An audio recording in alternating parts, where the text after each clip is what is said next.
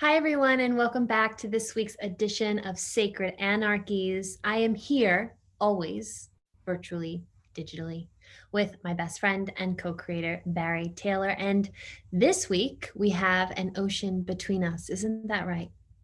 Indeed, it is. The vast Atlantic Ocean separates us. You on the East Coast, me in North London.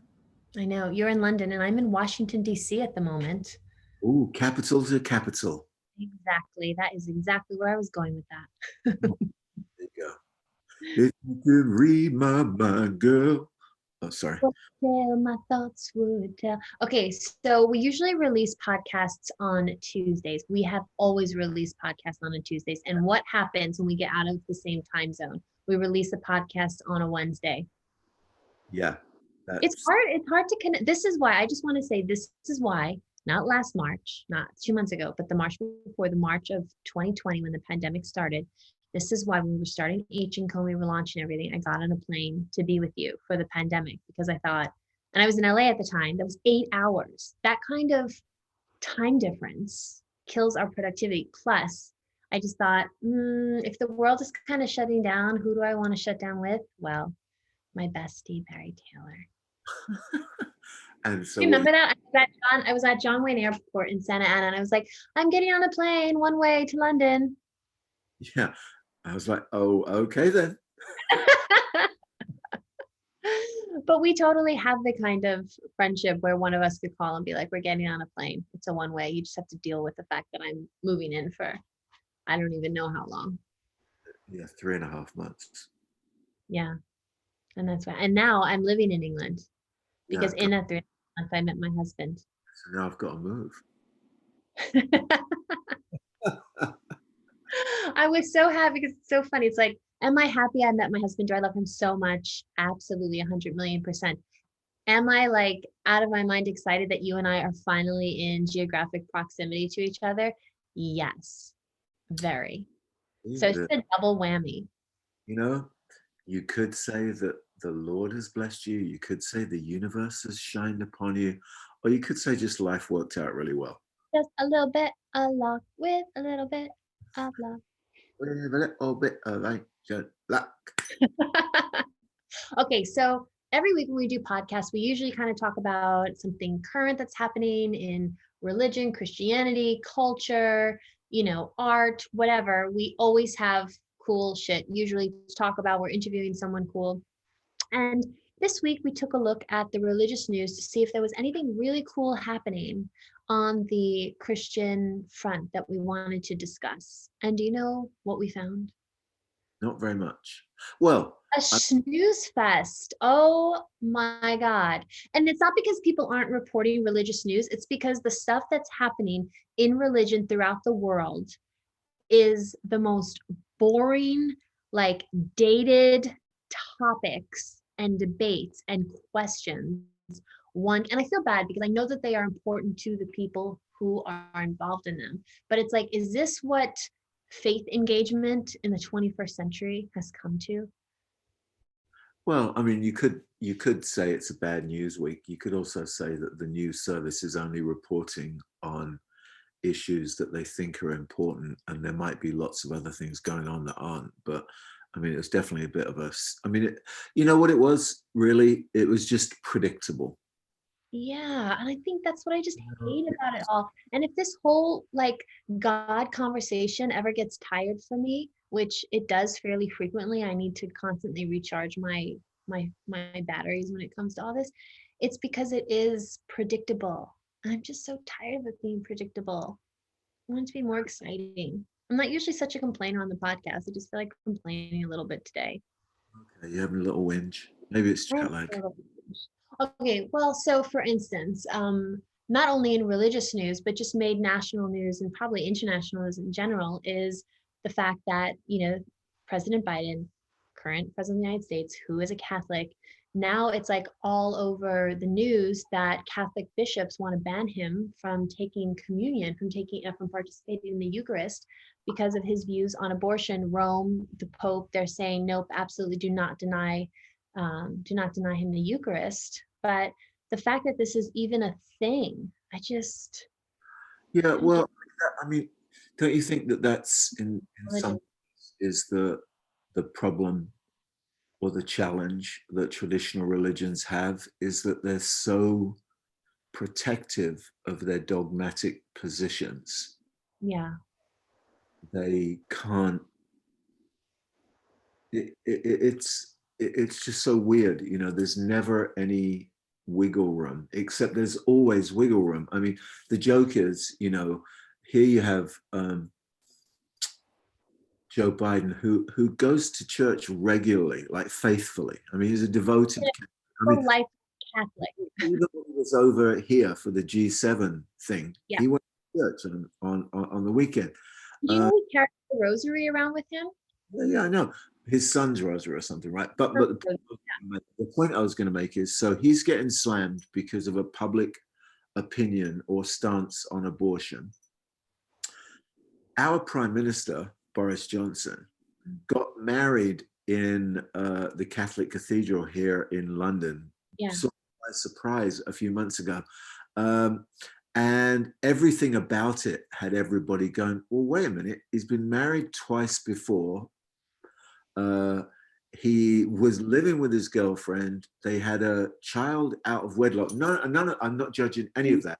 He's actually had him and a former partner had an abortion. That's documented. It's public news. It's well And, known. and yet somehow that was all justified. And it just goes to show that this is the challenge that people have with the whole game, is that there always seems to be a get out clause for some things and not for others. You know, Well, it's about the optics, I feel like. So if the optics work, then there's no need to kind of change or amend or rebuke or rethink or whatever. But if the optics don't work, then it's a problem. So like the optics of a GLBTQ couple, as opposed to Boris and his wife, you know, the yeah. optics of Joe Biden being a Catholic and taking the Eucharist versus being, you know, pro-choice legislation. It's, you know, it's all a matter of like what looks good on paper and what doesn't. And if they can get around someone's quote unquote or what they would deem as sin, they will get around it unless it's listed out in some propositional way in some doctrine that they have that is, you know, a cajillion years old. Yeah, no, it's kind of bizarre. Um, And it's not, you know, it's not just Catholicism. It's lots of traditional religions. Lots of, you know, lots of religions have their. I mean, they have their dogmas and their doctrines that they hold to, and you know, it's kind of interesting, isn't it, that the Vatican would actually say, don't, whatever you do, stop him from receiving communion, because they're just as against abortion as the American Catholic Church is. it goes to show you, if the Vatican is saying, you know, don't deny him the Eucharist, Yeah. then just how insidious and how terrible that would be for anybody to suggest that they would deny somebody who's within the universal, because that's their thing. You have to be a part of the Universal Catholic Church to participate in the sacrament. I sort of don't understand anyway. Sure, I'm just saying, you know, as far as they're concerned. Yeah, of course. But as far as they're concerned, I mean, this is the, again, you know, they're they're always exclusionary. It's that thing, you remember. You know, it's one of the more interesting verses in the Bible for me, where Jesus says to the Pharisees, you know, go and learn this. I desire mercy, not sacrifice. And I've talked about that quite a lot. That I think that sacrifice represents a kind of purity cult version of religion. You know, it's all based on, and it becomes exclusionary, because the minute you have to have people in, you have to have people out. Mm-hmm. Uh, Mercy, I think, is the collapsing of those boundaries and barriers. And while I don't think that one is, you know, it's not as cut and dry as this or that or either or, but there's definitely a sense in which if you apply the sacrificial arm, you tend to extend sort of less mercy, I think. You sort of have to choose between them, don't you? This is why really I just can't get my head around most of the stuff that goes on with religion, even though I'm very, very interested in religion and still find it fascinating. But the sort of dogmatic, the mechanics of it get kind of wearing, and it becomes just a sort of a gossip line, a sort of cause for scandal. Everybody can get up in arms, pick a side, argue about it, but really not move the dial. In the meantime, people are dying, people are starving. Um, you've got LGBTQ and everybody in between being, marginalized and overlooked. It was Yeah. very interesting, actually. There was a big football match. The European football is on over here at the moment, and there was a big game between Hungary and Germany, Mm. and the Hungarian government just banned um, the Pride Parade and sort of I banned saw that. stuff. Well, I was watching the news, and most of the German fans were carrying rainbow flags, and German stadium hung up a rainbow flag. Yeah. somebody invaded the pitch and stood in front of the Hungarians while they sung the Hungarian national anthem with a rainbow flag. Good for them. Which I thought was, I mean, I don't know where every Hungarian stands because governments Sure. represent the people, but they don't represent everybody. So but it's just very interesting. We're in that kind of world where we have this ongoing um, kind of move where people just want to exclude people based on their own prejudices. You know what I mean? Why not include everybody and work it out after the fact? I don't know. Mean, the prejudice I don't get. And I'm hearing it more and more, obviously being back in America. New York is very liberal, and so is DC, but some of the places I've been in particular have been of a more conservative bent, and so I've just kind of just had a very listening ear on a lot of conversations, on people saying stuff. And, I just don't understand why there are certain people who are so threatened by another person's way of life, existence, choices, how they want to live, how they want to be. It's like, you're doing what you're doing, and you are living in a way that does not compromise the integrity of your story, of your truth, of the way you want to live your life. So why would you deny that to anyone else? And we were driving into DC today. I had so much on my mind, and I was thinking about this, and I just, for the life of me, I don't understand why so many are concerned with people who are outside of themselves, just trying to live their life on whatever basis they may be. It's just such a threat. I think it's because I was in downtown DC today, and everywhere I went, there was American flags. And we were by the Capitol. And so, Beth and I were showing Simon, okay, well, instead of being like, this is the United States Capitol, it's like, this is where the insurrection happened on January 6th. Crazy, isn't it? And so the Martin Luther King Jr. Memorial was erected, I don't know, maybe 10, 12 years ago. And I haven't been, I don't think, to DC. I used to go all the time as a little girl, but I don't think I've been since they erected that monument. We went and saw that today. And so, there was just so much to be thinking about. It's like, why can't people truly live free in the way that they want to, and in the way that makes them happy, without someone telling them it's wrong or they should be living differently? It's just, it's so simple, but apparently Yeah, complicated. well, it's the nature. I mean, it is a little bit the nature of the world that we live in at the moment, where there's so much polarization, which I really think you can lay at the feet mostly of technology. Yeah, there's that. And speaking of technology, and online news and all the rest of it. Biden wasn't the only kind of, and I don't know, is it boring news? Kind of, because there's so many other things to report on than, whether or not Catholic bishops in the US want to serve the president Eucharist or not based on his abortion stances. But, you have the Southern Baptist Convention in the news a lot lately. One, because they just got a new president. Two, Beth Moore has kind of kept them in the news and has kind of exposed a lot of the fractures Yeah, within the denomination that everybody kind of knew was there, but yeah, now they're just you have the light shining on them, which is good because sure. maybe something will happen there finally, but I kind of doubt it. You have Liberty and Jerry Falwell Jr. in the news, and I'm I, like, why is this man still around? Like, why are we still talking about him? Why is he still around? He's being sued for millions now, for I think sexual allegations or defamation or something like that by Liberty. so, And I thought with that whole pool boy scandal last year, I thought he was like underground and like that was it. But then he resurfaced with that whole graduation thing with students recently. And I just and this is the kind of Christianity that is in national and potentially international news. And I think I see this and I just want to bang my head against. what makes you realize why? I mean, and you know, I it's not like a total get out clause, but you understand why people don't want to engage in Oh, absolutely.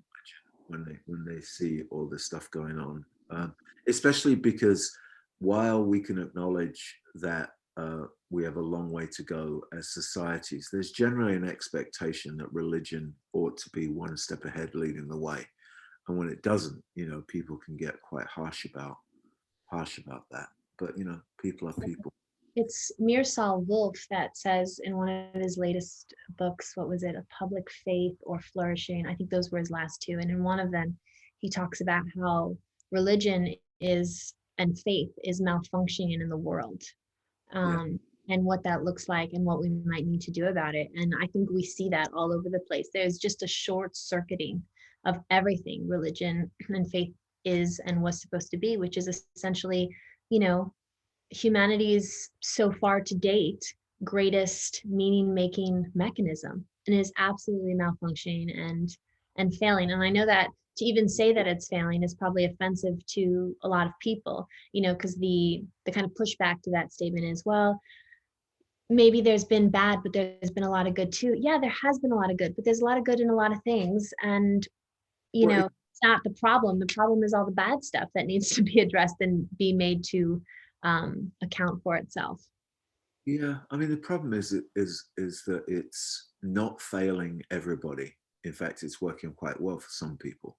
It's just that it's failing on a larger scale for more and more people.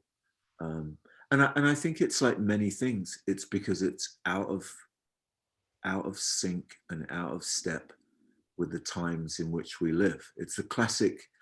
I mean, it's been my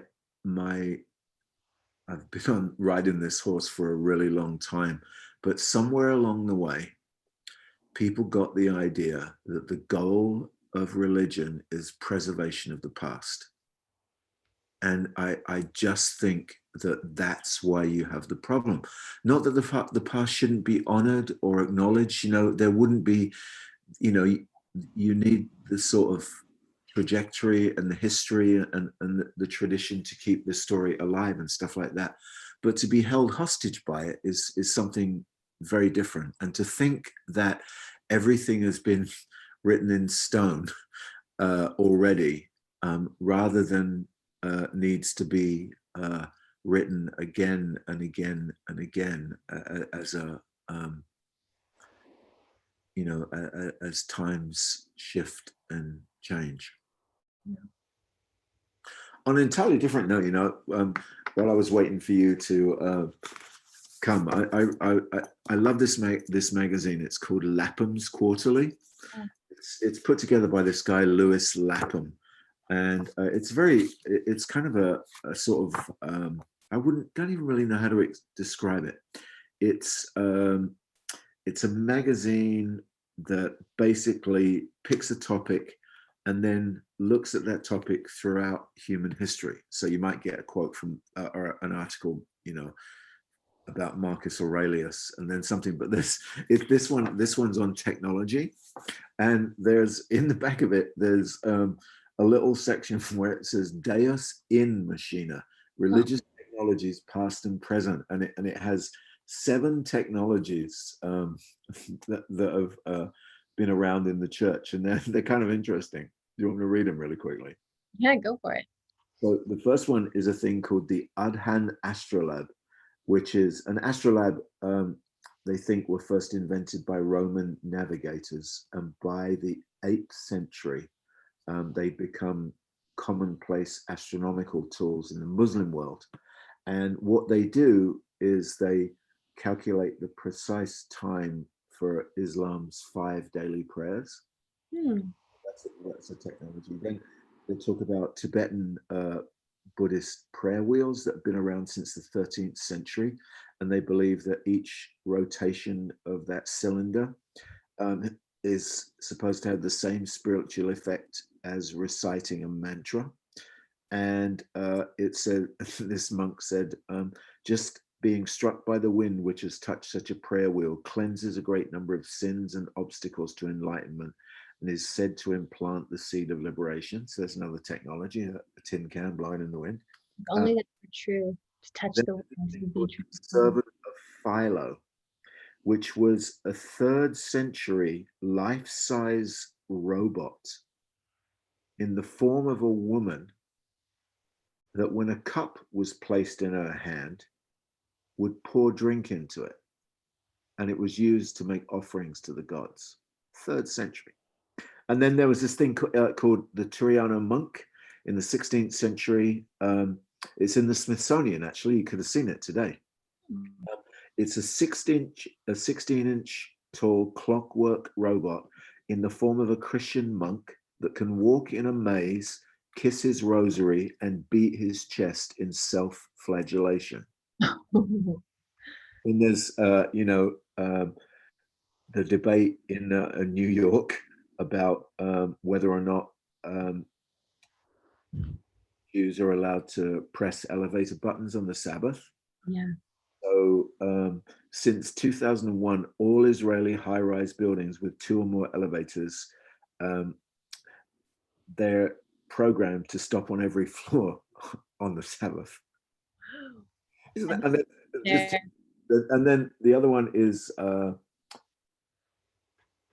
what is this? Oh, there's some big festival where they to Ganesh, the deity with all the arms, and someone's made this robot that has a robotic arm that can like go around in circles like they're supposed to with prayer and fire for eternity. And then lastly, this is, and we've talked about this before actually, these monks at this 400-year-old temple got a robot priest. Yeah, we have talked about that. Gives prayers and stuff, and it says the robot will never die. It will just keep updating itself and evolving. But I just thought it was interesting that when you think about technology, there's always been technology in the church. I don't know. I thought that was maybe a lighter note to end on. Well, then here's our advice for our listeners: don't read the actual religious news for the week. Go to Lapin's Quarterly and read that. Religious technologies over the centuries. That's the good news for this week. And that is your Sacred Anarchies for this week. All right, then. Well, have a lovely time in DC. Oh, where are you now? I'm in DC. I'm headed back. Well, Simon and I are headed back to New York on Friday. Yeah, and then we'll be there for at least another few weeks before we move on to our next port of call. Ah, all right then. And I guess you're keeping that secret, aren't you? Not really. I know where you're going. Well, we're definitely going to California. We'll be spending half the summer there, but we have kind of a few other places we're also looking at stopping in on. So we'll see there. It's all up in the air, but we'll do it if we can. All right. Well, have a great time. Thank you. And thanks for joining us for another week on Sacred Anarchies, everyone. And we will see you again next week. Thank you. Bye, everybody. Bye.